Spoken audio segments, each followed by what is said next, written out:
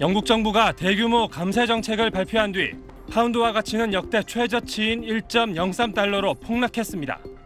영국 중앙은행은 결국 시장 개입에 나섰습니다. 앞으로 13일 동안 매일 50억 파운드 규모의 국채를 사들이기로 긴급 대책을 발표한 겁니다. 영국 경제 전문가들은 고육지책이라 지적합니다. 국채를 매입해 돈을 풀면서도 동시에 금리까지 올리니 국가빚이 늘어나고 경기 침체가 장기화할 가능성이 커지기 때문입니다. 국제통화기금 IMF마저 성명을 내고 이례적으로 영국 정책을 비판했습니다. But it does smack of a bit of panic and frustration that the government isn't doing more to retreat away from these promises of mass tax cuts because there are real worries that they could fuel inflation. 영국발 감세의 후폭풍은 미국으로도 전이되고 있습니다. 미국 10년물 국채금리는 4%대까지 치솟았는데 미 국채금리가 4%를 넘은 건 14년 만입니다. 미 연방준비제도가 물가를 잡기 위해 긴축 정책을 펼치자 투자 심리가 위축되는 악순환이 이어지고 있습니다. The FOMC is strongly resolved to bring inflation down to 2%, and we will keep at it until the job is done. 미국의 환율 급등으로 각국의 물가가 연쇄적으로 오르고 금리마저 올라 부채 위기도 현실화할 거란 우려가 커지고 있습니다. SBS 배준우입니다.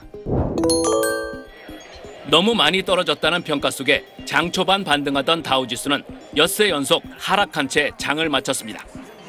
연준의 금리 인상 충격에 기업들의 실적 우려까지 겹치면서 다우와 나스닥, S&P 500 3대 지수 모두 최고치 대비 20% 이상 하락하는 본격적인 약세장에 진입했다는 분석입니다. 일본 니케이 지수가 1.5%, 타이완 자취안 지수가 2.61% 하락하는 등 아시아 증시도 일제히 급락했고 유럽 증시도 하락세를 나타내고 있습니다. 미국 달러의 초강세에 세계 각국의 통화 가치는 속락하고 있습니다. 중국 위안화 환율은 2008년 2월 이후 처음으로 1달러에 7.2위안을 돌파했습니다. 일본 정부는 엔화 약세를 저지하기 위해 24년 만에 처음으로 외환 시장에 개입했지만 엔달러 환율은 1998년 외환 위기 직후 처음으로 144엔을 돌파했습니다. 미국 국채금리가 4%를 돌파한 가운데 영국과 독일의 금리도 급등세가 이어지고 있습니다. 영국 이코노미스트는 미국의 금리 인상과 달러 초강세로 혼란에 빠진 세계 금융시장이 위험 국면에 진입했다고 진단했습니다. 미국 연준은 물가를 잡기 위한 통화 긴축을 계속하겠다고 밝힌 상태.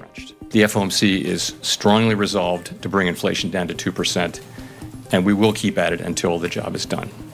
환율 급등으로 각국의 물가 잡기는 더욱 어려워졌고 금리가 급등하면서 부채 위기가 현실화될 위험은 커졌습니다.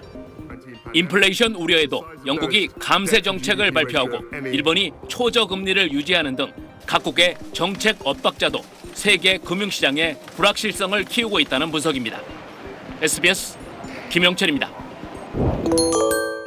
정부는 우리 경제 자체가 흔들려도 위기가 찾아올 가능성은 낮다고 얘기하고 있습니다.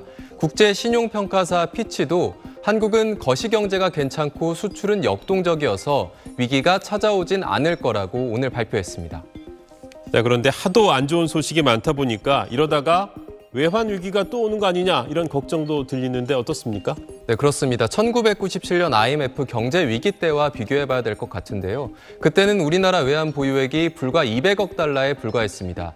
2008년 글로벌 금융위기 때는 2천억 달러까지 늘었고요. 현재는 4,300억 달러, 세계 9위 규모입니다. 그러니까 투기꾼들이 달러를 모두 빼서 빠져나가지만 않는다면 버텨낼 실탄은 넉넉하다는 게 전문가들의 공통된 의견입니다. 수치만 보면 그런데 IMF 때와는 상황이 다르지 않느냐 이런 지적도 나오는 것 같습니다. 네, 그렇습니다. IMF 때는 우리나라와 주요 아시아 국가들이 달러 빚을 많이 냈는데 환율은 오르고 그러다 보니 달러가 많이 빠져나가서 위기를 맞았습니다. 반대로 미국과 유럽 같은 경우에는 별다른 문제가 없었습니다. 그래서 우리도 금을 모으고 수출을 늘려서 위기에 빠져나올 수 있었는데 현재는 선진국을 포함해 전 세계가 어려운 상황이라는 겁니다. 네, 그런데 그렇게 다 같이 어렵다 보면요. 약한 곳부터 폭발할 수 있는 거 아니겠습니까? 네, 맞습니다. 예를 들어 경제가 어려운 나라 같은 경우에는 달러로 빚을 내서 당장 필요한 석유나 식료품들을 사서 경제를 돌립니다.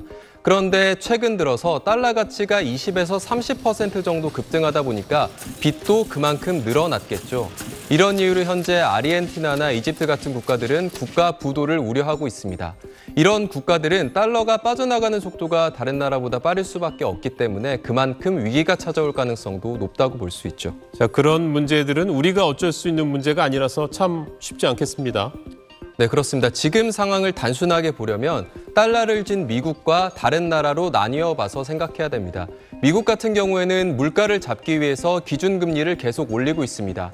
기준금리를 올리면 미국 달러 가치가 높아지기 때문에 자국으로 수입해오는 물품의 가격은 자연스럽게 낮춰지게 되고 물가를 잡을 수 있는 효과를 기대할 수 있습니다. 그런데 다른 나라들은 상황이 조금 다르죠. 미국과 같이 기준금리를 동시에 올리고 있습니다. 이런 걸 역환율 전쟁이라고 하는데 미국과 같이 기준금리를 올리면 물건 단가가 다 같이 올라가니까 전 세계 경제가 힘들어지고 있는 겁니다. 이런 상황 때문에 우리 경제 체력이 튼튼하다고 해서 안심할 수만은 없는 겁니다. 내일은 좀 더 좋은 소식이 들렸으면 좋겠군요. 잘 들었습니다.